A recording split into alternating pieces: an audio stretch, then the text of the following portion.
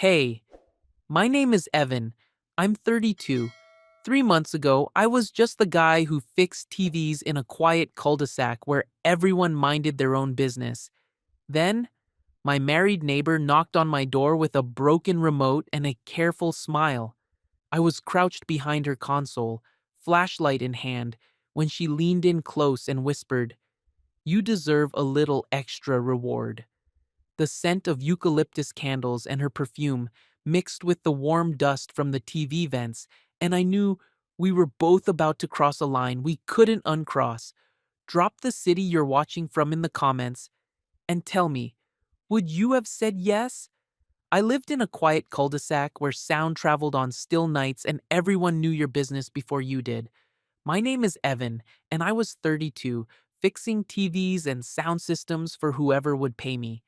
I kept to myself in a modest rental at the end of Maple Ridge Circle, with my tools hung precisely on hooks, and my life organized the way loneliness teaches you to organize things.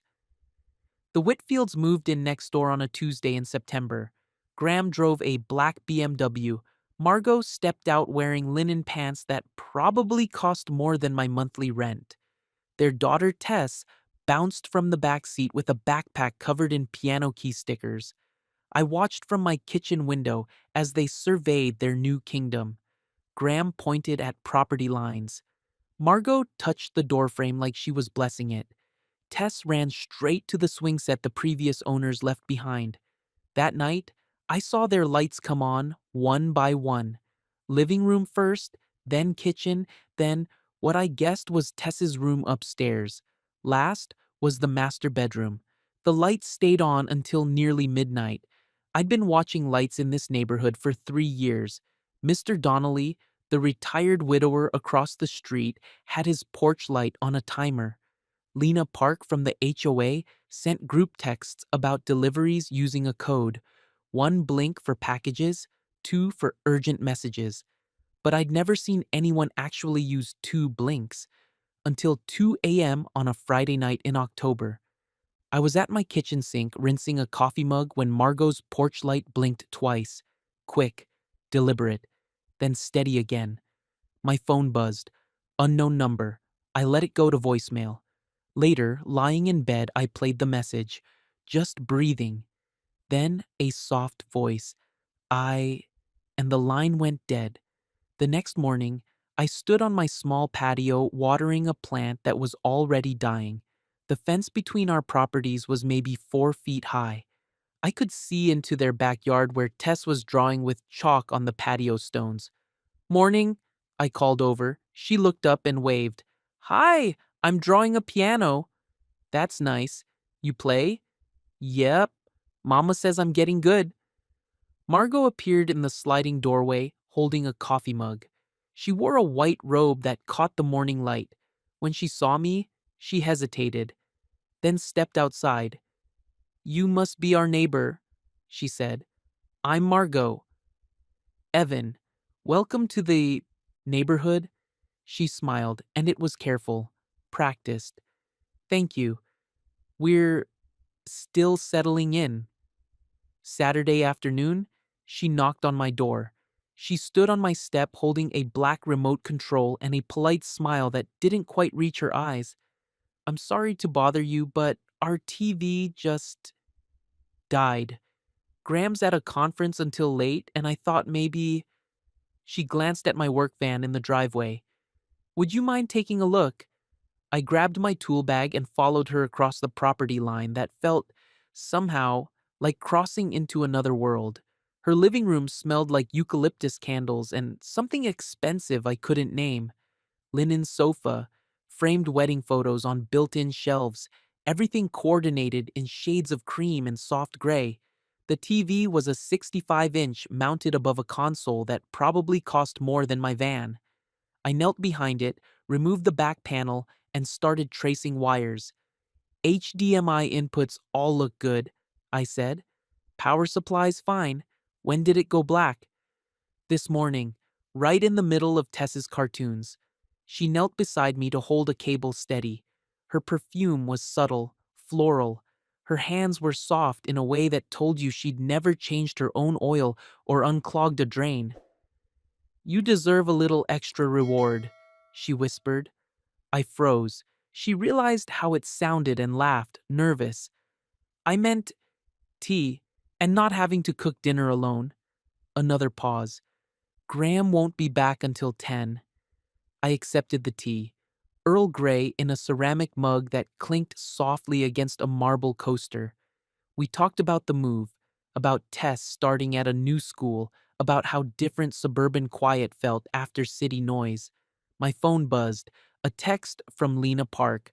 "Welcome, Whitfields. Took a pic for the HOA newsletter." Attached was a photo of Margot's front porch with my toolbox clearly visible on the steps. I went back to the TV and found the problem in the settings menu. Parental controls had somehow activated, blocking everything. It took 2 minutes to fix. "That's strange," I said. "These don't usually turn on by themselves." Margot was quiet for a moment, looking at her hands. "Graham, he worries about what Tess watches when he's not home. He must have set it up and forgotten to tell me." But I could tell from her voice that wasn't the whole truth. "Actually," she said, so quietly I almost missed it, "I think I panicked about the quiet. I'm not used to being alone in a house this big." She handed me a folded piece of paper instead of cash. "Thank you," she said, "for not making me feel foolish."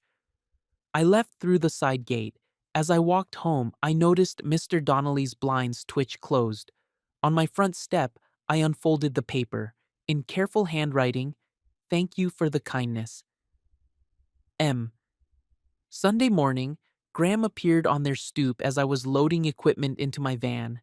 He walked over with a coffee mug and a friendly grin that somehow felt like a test. "You must be the AV guy," he said. "I'm Graham. Thanks for helping Margot yesterday." "No problem. Just a quick settings fix. She mentioned you were very thorough." He sipped his coffee, studying me. "Actually, I've been thinking about upgrading our sound system. You interested in setting up surround sound?" Before I could answer, Tess burst out the front door. "Daddy, can we have pancakes?" Margot followed, wearing jeans and a sweater that made her look younger. When she saw me talking to Graham, something flickered across her face. Caution, maybe, or fear. "Evan was just telling me about surround sound," Graham said.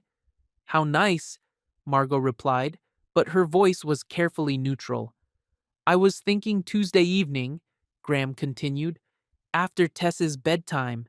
That way, we can really test the levels." I agreed, because refusing would have seemed odd. As I walked back to my van, Lena Park texted privately, "You're a lifesaver around here." Tuesday evening, I arrived at 7 with a box of speakers and a rolling cart of wire. Graham led me to the living room where he'd already moved furniture to create what he called optimal placement zones. "I did some research," he said, settling into the armchair with a beer. 5.1 setup, right? Subwoofer placement is key." As I calibrated levels, he asked questions that seemed casual but weren't. Did I live alone? Was I busy most evenings? How long had I been doing AV work? Did I have family nearby? Margot brought mugs of coffee and sat on the far end of the sofa while Tess curled up between cushions, watching cartoons on an iPad. When I reached for the remote to test bass response, Margot's fingers brushed mine, just for a second, but we both felt it, and we both pulled back. From Mr. Donnelly's porch across the street came a faint click, his security camera adjusting focus. I pretended not to notice. As I packed up my equipment, Graham walked me to the door.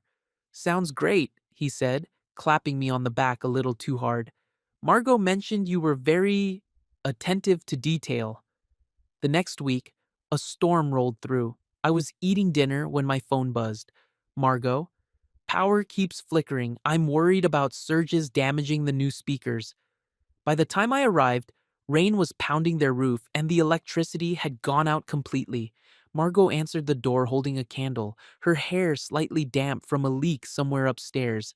I'm sorry, she said. I probably overreacted. Better safe than sorry. Tess was curled on the sofa with a flashlight, reading a book. Graham was in the basement checking the breaker panel. Margot had lit candles throughout the living room, and the warm light made everything feel smaller, more intimate. I can set up a surge protector when the power comes back, I said. Make sure everything stays safe. When the lights flickered on, Tess cheered.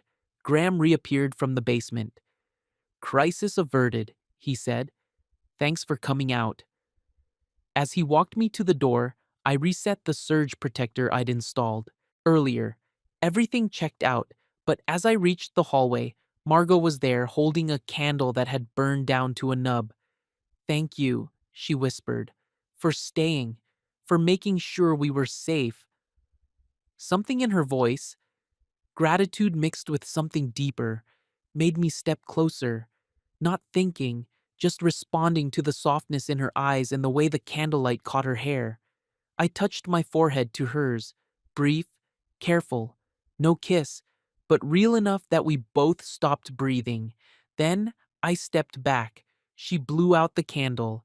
I left through the side gate, my hands shaking as I latched the fence behind me.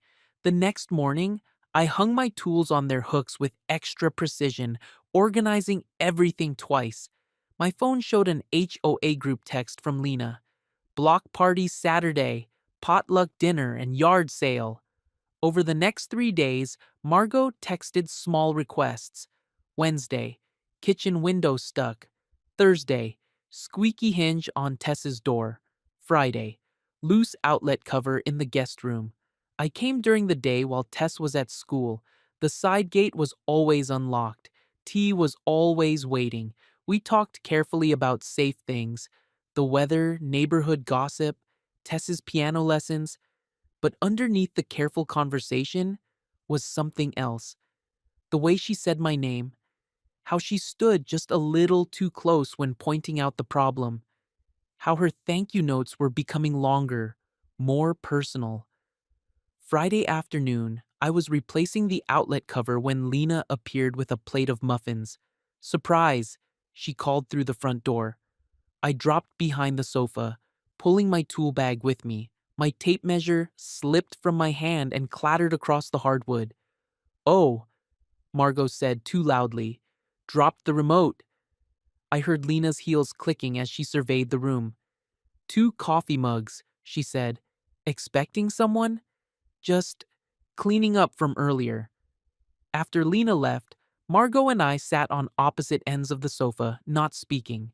Finally, she said, "This is getting complicated." Yeah, maybe we should. Yeah. But neither of us finished the thought. Saturday's yard sale stretched along the entire cul-de-sac. I set up a small table with spare cables and adapters I never used. Graham was selling an espresso machine that looked brand new. Margot coordinated Tess's lemonade stand with the efficiency of someone used to organizing charity events. Lena circulated with her phone, taking pictures and asking cheerful questions about everyone's items. Mr. Donnelly bought a USB cable from me for 50 cents, leaned in, and said quietly, "Sometimes the line is the only lifeline." I wasn't sure what he meant until Graham appeared beside my table. "Great turnout," he said, surveying the neighborhood activity. "You know, it's nice having someone reliable nearby. Margot mentioned you've been very helpful." He clapped me on the back again. Harder this time. "Come by Monday evening? The subwoofer needs calibrating."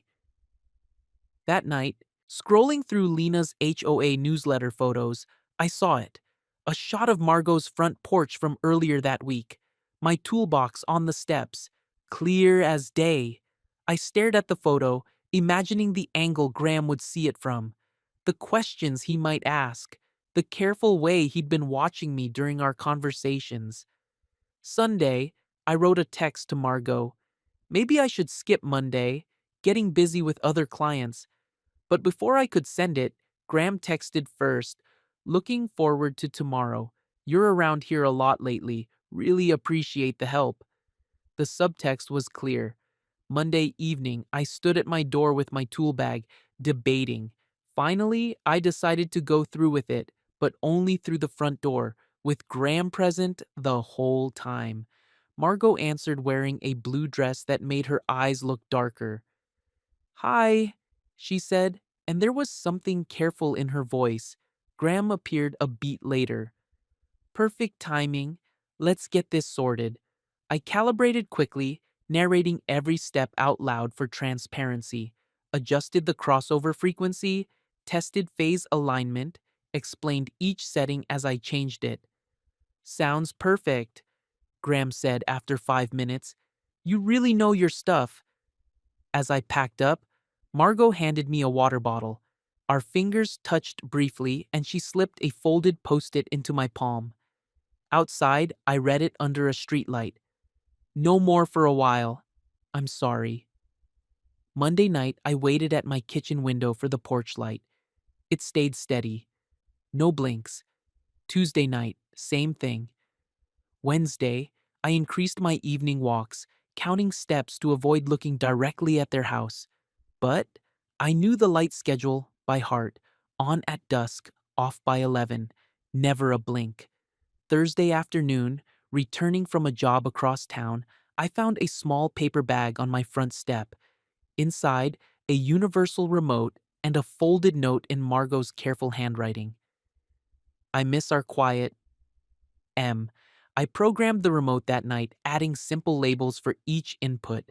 Friday before dawn, I placed it back on her step with a note of my own. For movie nights, no more fixes needed.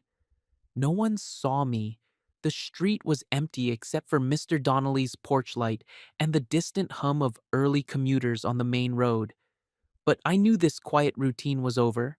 I could feel it ending the way you feel weather changing, something in the air, some shift in pressure that meant storms were coming. I just didn't know if the storm would wash everything clean or tear down what we'd carefully built in the spaces between what was allowed and what we wanted. Friday after school, I was loading cables into my van when I heard running footsteps. Tess appeared at the fence line, backpack bouncing, eyes bright with excitement. "Evan, will you come to my talent night? I'm playing piano." Before I could answer, Graham appeared behind her, walking with that measured pace that meant he'd been listening to our conversation. "We'd love the support," he said, extending his hand for a shake that lasted a beat too long. His grip was firm. "Testing. Tomorrow night at the elementary school, 7 o'clock. Margot lingered behind them in the doorway, arms crossed, eyes glassy with something I couldn't read. When our eyes met, she looked away. "I'd like that," I said, because refusing a 9-year-old's invitation would have shouted guilt louder than anything else I could do. "Wonderful," Graham said. "It means a lot to have neighbors who care." That night, I circled the date on my wall calendar and sat very still at my kitchen table, staring at my hands. Saturday evening, I drove to Meadowbrook Elementary and parked 3 rows back from the main entrance. Families streamed into the building carrying flowers and cameras. I recognized a few neighbors, including Lena Park, who waved and pointed at her phone like she was already planning social media posts. The auditorium was small, with folding chairs arranged in uneven rows. I sat 2 rows behind the Whitfields, diagonal enough to see without being obvious about it. Graham had his arm around Margot's shoulders. She was wearing a black dress and pearl earrings, looking like she belonged at the symphony instead of an elementary school talent show. Tess appeared third in the lineup, wearing a navy blue dress with white tights. She sat at the old upright piano and announced, "I'm playing Moonlight Sonata by Beethoven." Her small fingers found the keys, and the opening notes filled the auditorium. Slow, melancholy, hauntingly beautiful for a 9-year-old. Halfway through the piece, the lights flickered. A brief power surge, common in old buildings. For maybe 3 seconds, we sat in darkness, listening to piano notes float through black air. In that darkness, I felt a hand brush back, fingers searching. Margot's hand found my wrist, gripped it for the span of a heartbeat. Her pulse was racing against my skin. The lights came back, hands separated. Tess finished her piece to enthusiastic applause. Graham cheered loudest of all. Margot didn't turn around. After the show, I lingered in the parking lot, watching families load into cars with sleeping children and leftover cookies. The Whitfields walked past without acknowledging me. Graham carried Tess, who was already dozing against his shoulder. Margot walked a step behind, keys jingling softly. I drove home through empty streets, my wrist still warm where she'd touched it. Later that night, I took my usual walk past Mr. Donnelly's house. He was sitting on his porch, despite the October chill, coffee mug steaming in his hands. "Evening, Evan?" "Mr. Donnelly?" He gestured to the chair beside him. "Sit for a minute." I'd never been invited onto his porch before. The chair was wooden, worn smooth by years of evening conversations with his late wife. "You seem like a good kid," he said after a long silence. "Quiet, respectful, keep your lawn neat." "Thank you. There are things you survive in life," he continued, "and things you don't. The trick is knowing which is which before you're in too deep." He sipped his coffee, studying the Whitfield's house across the street. "I'm choosing the line," I said quietly. He nodded. "Then hold it with both hands."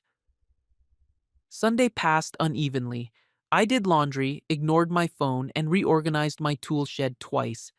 The Whitfield's porch light stayed on its normal schedule. No blinks. Monday night, I was washing dishes when their porch light blinked twice.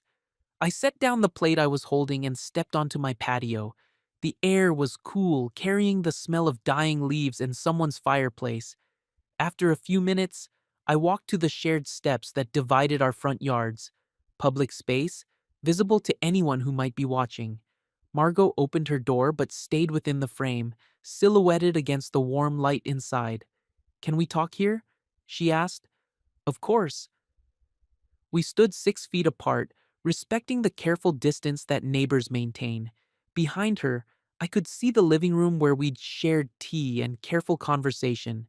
The eucalyptus candle was burning on the coffee table. "I've been thinking," she said, "about lines, about what's fair to everyone." "Me too. Graham's a good man. He works hard. He loves Tess. He's never—" She paused, choosing words carefully. "He doesn't deserve to worry about shadows in his own home." "No, he doesn't. And Tess needs stability, routine, parents who aren't distracted by—" She gestured between us without finishing the thought. "She's lucky to have you both." Margot's eyes filled with tears she didn't let fall. "What we had was quiet and true. I don't regret it, but it has to stay quiet and past." "I know. I'm recommitting," she said firmly. "To my marriage, to Tess's routine, to the life we built before I moved in next door. Before I started needing repairs I could have figured out myself." We stood in silence, breathing the same cool air, close enough to touch but not touching. Part of me wanted to step forward, to brush the tear from her cheek, to tell her that what we'd found was worth fighting for. Instead, I leaned in just an inch, then stopped. Just like that night in the hallway, I touched my forehead to hers. Gentle, honest, a goodbye that felt like a promise. Then I stepped back on my own. "Thank you," she whispered, and closed the door with the kind of care you use when you don't want to wake someone sleeping. Tuesday afternoon, I spent an hour programming a new universal remote. I labeled each button clearly, added a simple macro that would let Tess start movie nights with one press, and tested every function twice. I placed it in a small box with a note: "For movie nights. No more fixes needed." Our HOA had concierge lockers for package exchanges between neighbors. Using them created a paper trail of propriety that protected everyone. Within an hour, I received a pickup confirmation on my phone. Nothing else. Tuesday evening, I took my trash out at dusk, and lingered on my front step. Through the shared wall, I could hear the faint sound of laughter. Family movie night. Tess's voice saying, "It works perfectly, Mama." The Whitfield's porch light came on at its usual time. Not a signal, just a light, steady and warm, casting a small circle of safety onto their front step. I stood there long enough to see their living room window flicker with the glow of whatever movie they'd chosen. Long enough to accept that some endings are really beginnings. The beginning of keeping a promise, of choosing kindness over want, of loving someone enough to let them stay where they belong. I went inside before the credits rolled, but when I looked out my kitchen window one last time, their porch light was still on, steady as a lighthouse beam. It wasn't a signal, it wasn't an invitation, it was just a light, doing what lights do, marking home for the people who live there, promising safety and warmth and the kind of ordinary love that builds lives instead of breaking them. And somehow, that was enough.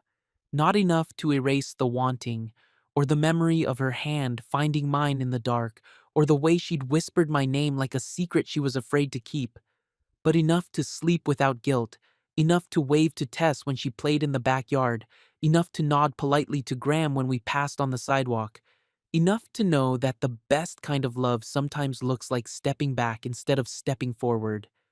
Some nights, when the wind was right, I could hear piano music through the shared wall. Tess practicing scales, then moving into more complex pieces.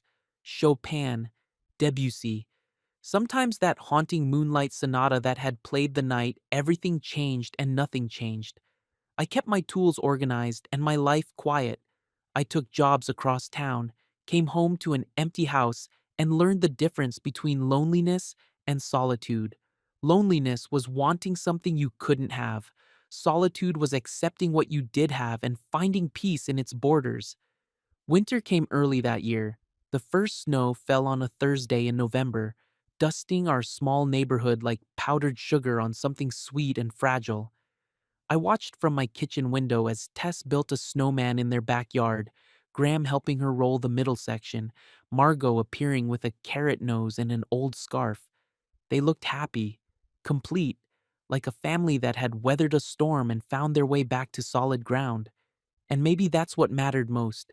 Not the moments when we'd leaned too close, or the tea that had grown cold while we talked in her living room, or the night her hand had found mine in the darkness of a school auditorium. What mattered was the aftermath, the choice we'd made to step back instead of forward, the way we'd protected something more important than what we wanted. We'd protected what they needed. I left before the credits, but the porch light stayed on, and that was enough, for now.